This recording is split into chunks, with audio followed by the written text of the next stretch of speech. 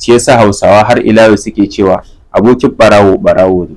Idan kana son ilimi ka je ka zauna da ɗaliban ilimi, idan kana son karatu ka je ka zauna da ɗaliban ilimi ko ka zauna da malamai, idan kana son kuɗi ka je ka zauna da 'yan kasuwa. Zama da maɗaukin kanwa shi ke kawo farin kai. Wannan magana ne wanda Hausawa sai da suka yi kyakkyawan tunani kafin su fidda shi, cewa waɗanda ka fi zama da su a kowane rana, waɗanda ka fi hurɗa da su a koda yaushe, waɗannan su ne za ka zamanto ka samu wasu daga cikin halayensu. Idan halayensu kyawawa ne, kai ma ɗin za ka samu kyawawan halaye daga gare su. Idan halayensu munana ne, kai ma ɗin za ka samu munanan halaye daga gare su. Saboda zama da ɓarawo zai iya janyo shi ma ya ɗauki wannan halin. Abin da za mu lura yau a cikin wannan maganganu na Hausawa shine, idan kana so ka zama abu, idan kana da hadafi, idan kana da manufa, to ka je ka zauna da irin mutanen da suke da wannan hadafin ko kuma suke da irin wannan manufan. Idan ka zauna da waɗanda ba su ba, ya zama kenan za ka taɓata ma kanka lokaci. Waɗanda ya kamata ka zauna da su kuma suna can baka zauna da su ba.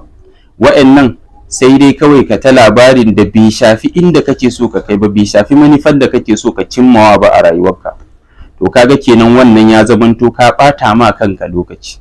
To amma yayin da ka samu waɗanda suka tafi ko suke da manufa irin wanda kake da shi, kake zama da su, a lokacin ne za ku zauna ku sharing ideas, wannan ya kawo fikirarsa, wannan ma ya kawo fikirarsa, sai ya zamanto ka ƙaru da waɗannan fikirorin da suke fa'idantarwa a yayin da kuke zama tare.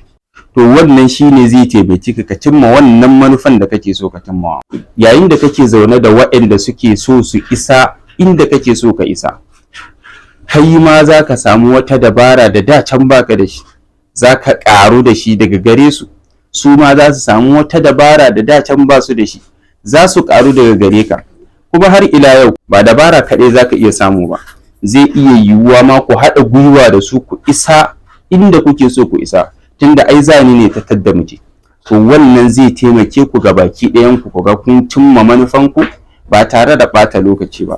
Kuskure ne na mutane kai ga inda kake so ka nufa, kuma ka zo ka ci gaba da ɓata lokacinka akan tare da waɗanda ba inda kake so ka isa za su isa ba.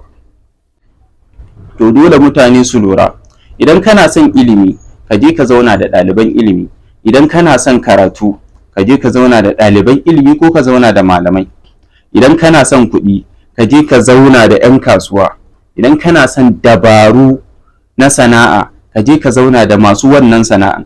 Shi yasa ma ake koyan abu a wurin mai shi, ba a koyan abu a wurin wanda ba yi da shi.